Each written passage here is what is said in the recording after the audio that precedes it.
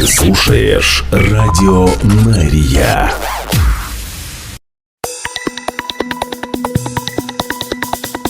Израильская служба новостей в прямом эфире на Радио Мария. Сегодня 1 января. Здравствуйте. Мы начинаем.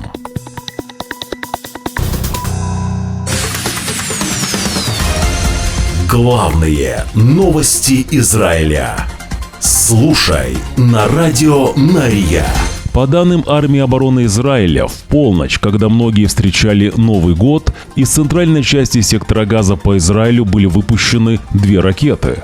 По данным наших военных, 1 ракета была перехвачена, 2 же упала на открытой местности.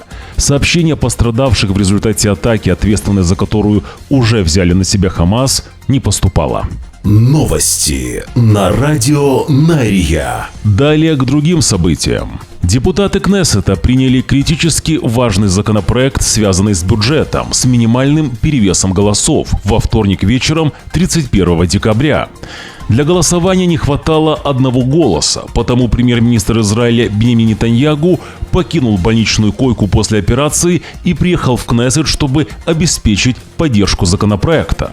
Вопреки рекомендациям врачей, заметно уставший Нетаньягу покинул свою койку в подземной укрепленной палате в больнице в Иерусалиме менее чем через 2 дня после тяжелой операции по удалению простаты. Биньямин Нетаньягу после голосования в Кнессете вернулся в больницу.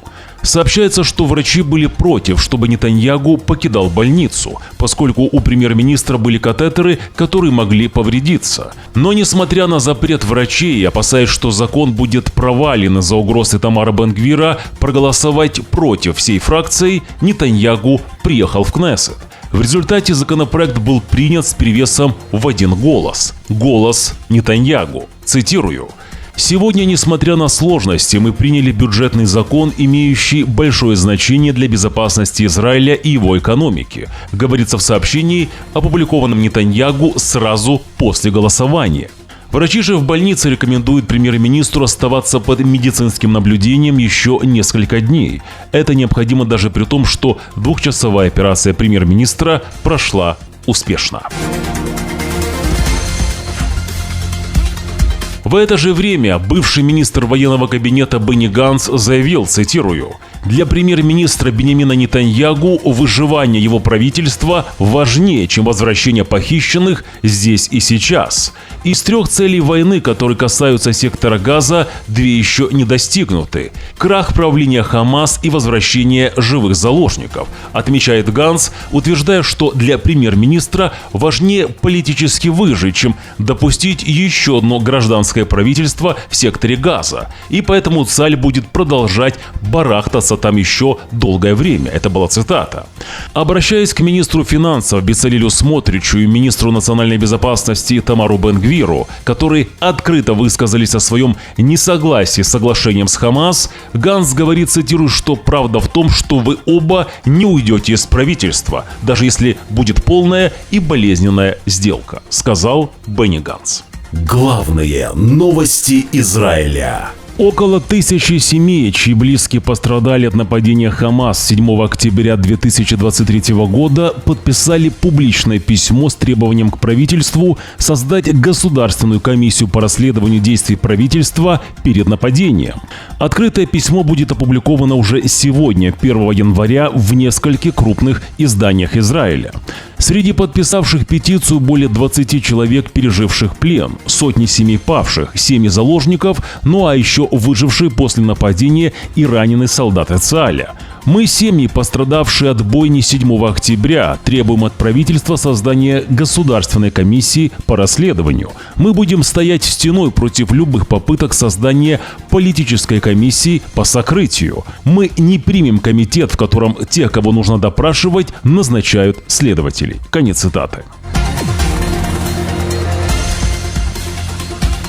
На фоне своих утверждений о том, что Хамас не может предоставить список живых израильских заложников, террористы предложили Израилю согласиться на 7-дневное прекращение огня, которое позволило бы террористической группировке собрать имена заложников, которых она может освободить в рамках потенциальной сделки с Израилем.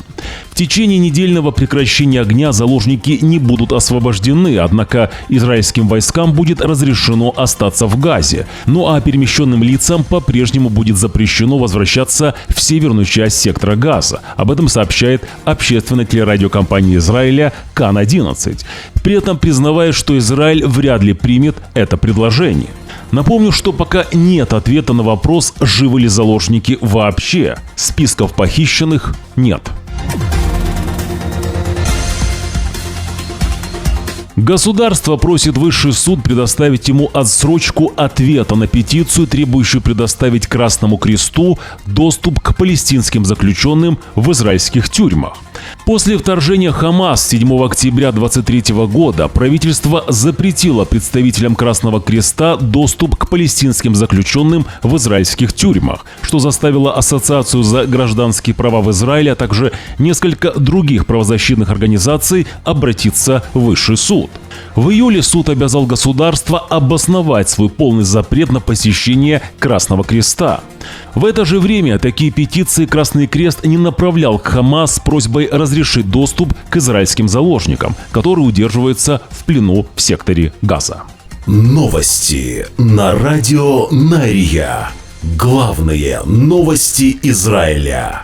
За месяц до полного вывода израильских войск с юга Ливана военные ЦАЛ обнаружили и уничтожили крупный тайник оружия террористов Хизбалла. Тайник был найден недалеко от границы с Кирьят-Шмона. Напомню, что в прошлую субботу Хизбалла заявила, что, цитирую, «сопротивление должно возобновить военные действия с Израилем из-за его атак на юг Ливана». Израиль же отрицает, что атаки нарушают соглашение о прекращении огня, комментируя, что они были направлены против Хизбаллы, которые сами и нарушили соглашение, действуя к югу от реки Литани. Армия обороны Израиля добавляет, что с момента вступления в силу соглашения о прекращении огня было ликвидировано не менее 44 террористов. Напомню, что на прошлой неделе начальник Генштаба армии обороны Израиля генерал-лейтенант Герци Алеви сказал, что военные получили полную и явную победу над Хизбаллой, но настоящая победа будет достигнута только тогда, когда будет возрожден север Израиля.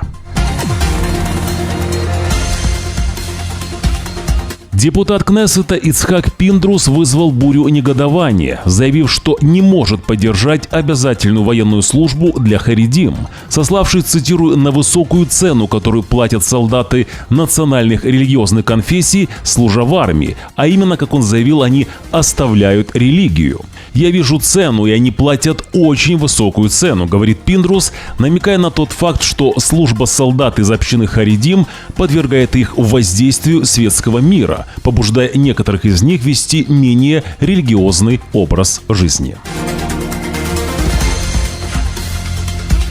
В течение нескольких часов любой, кто заходил на аккаунт Ford Motor Company в соцсети X, мог увидеть 3 пропалестинских сообщения, которые не имели никакого отношения к бизнесу Ford Motor Company. Первое сообщение было таким: «Освободите Палестину». Второе сообщение: «Израиль – террористическое государство». Ну и еще одно сообщение: «Все взгляды на Газу». Сообщения вскоре были удалены, но Ford в своем заявлении заявил, что эти сообщения не были разрешены. «Наш аккаунт в X был на короткое время скомпрометирован. Мы расследуем проблему и приносим извинения за эту ситуацию». Конец цитаты. Новости на радио Нария. Отдел по расследованию нарушений, совершенных полицейскими, передал в Мировой суд Иерусалима обвинительное заключение против 4 бойцов пограничной полиции. Напомню, что это дело о звезде Давида на лице задержанного. Якобы полицейские специально нанесли звезду на лицо заключенного араба. Инцидент произошел в середине августа 2023 года. Житель Шуафата был задержан стражами порядка. После его ареста израильские СМИ обошла фотография, на которой был изображен мужчина с клеймом в виде Маген-Давид на лице. После того, как разгорелся общественный скандал, пресс-служба опубликовала объяснение того, как след в виде Маген-Давида появился на лице задержанного араба. В сообщении говорится, что задержанный мужчина оказывал сопротивление, и его пытались остановить несколько полицейских. В полиции полагают, что отпечаток звезды на лице мужчины оставил некий предмет одежды одного из полицейских. По всей видимости, это были шнурки от ботинок. Как вы думаете, наши слушатели, от чего мог появиться такой след на лице задержанного? Свои мысли оставляйте в комментариях под этим видео, видеоверсии наших новостей на YouTube-канале Радио Нария. Напомню, что сейчас идет прямая трансляция на нашем YouTube-канале. Смотрите наш эфир.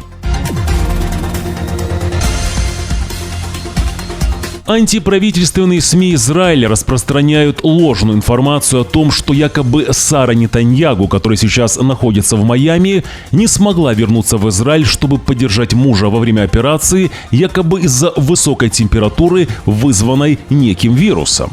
Источники в окружении премьер-министра Биньямина Нетаньягу, на которые ссылаются антиправительственные СМИ, говорят, что Сара заразилась несколько дней назад. У нее не только высокая температура, но и проблемы с дыханием. Она получает всю необходимую помощь в США.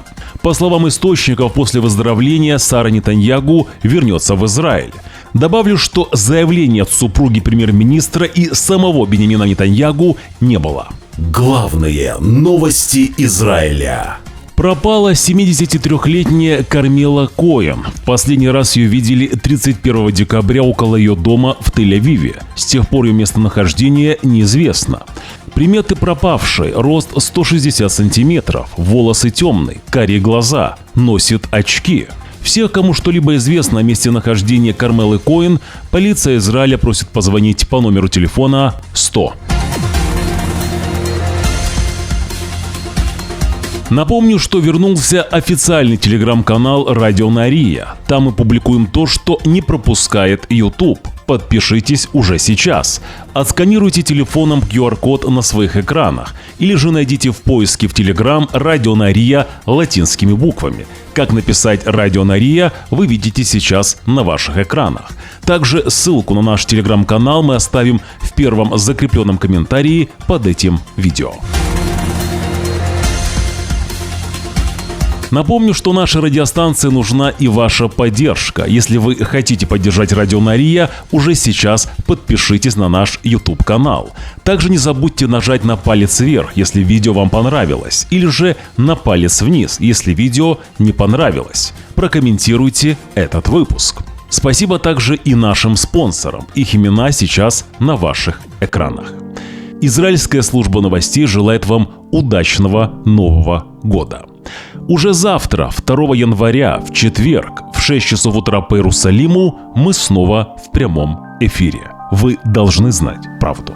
До встречи.